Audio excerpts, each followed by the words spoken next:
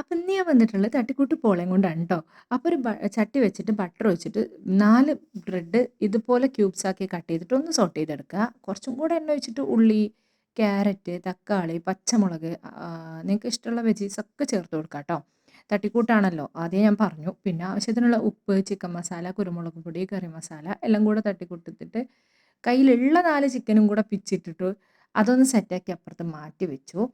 അതിനുശേഷം നമ്മൾ അതിലേക്ക് 3 മുട്ട എടുത്തിട്ടുണ്ട്. എന്നിട്ട് കുറച്ച് പാല്, പിന്നെ ദാ ഉപ്പ്, പിന്നെ ഒറിഗാനോ കയ്യിലുള്ളത് കൊണ്ട് അതും കൂടെ ഇട്ട് കൊടുത്തു. എന്നിട്ട് നല്ലപോലെ ഒന്ന് ബീറ്റ് ചെയ്തെടുത്തു. മിക്സിയിൽ ചെയ്തെടുത്താൽ മതി. ഇല്ലെങ്കിൽ ഫോർക്ക് കൊണ്ട് ചെയ്തെടുത്താലും കുഴപ്പമൊന്നുമില്ല ട്ടോ. എന്നിട്ട് ദാ മസാലേൻ്റെ മേലെ ബ്രെഡ് ഇങ്ങനെ വെച്ചിട്ട് അതിൻ്റെ മേലെ ഈ ഒരു മിക്സില്ലേ അതങ്ങോട്ട് ഒഴിച്ച് കൊടുക്കുക. സംഭവം സെറ്റാണ്. അതിൻ്റെ മേലെ ഒരു ആഡംബരത്തിന് വേണ്ടിയിട്ട് മാത്രം കുറച്ച് ചില്ലി ഫ്ലേക്സും പിന്നെ അതുപോലെ തന്നെ മല്ലിയിലയും ടൊമാറ്റോ സോസ് ഇതുപോലെ ആക്കിയെടുക്കുക. ഒരു 10, 30 മിനിറ്റ് ട്ടോ. സംഭവം സെറ്റാണ്.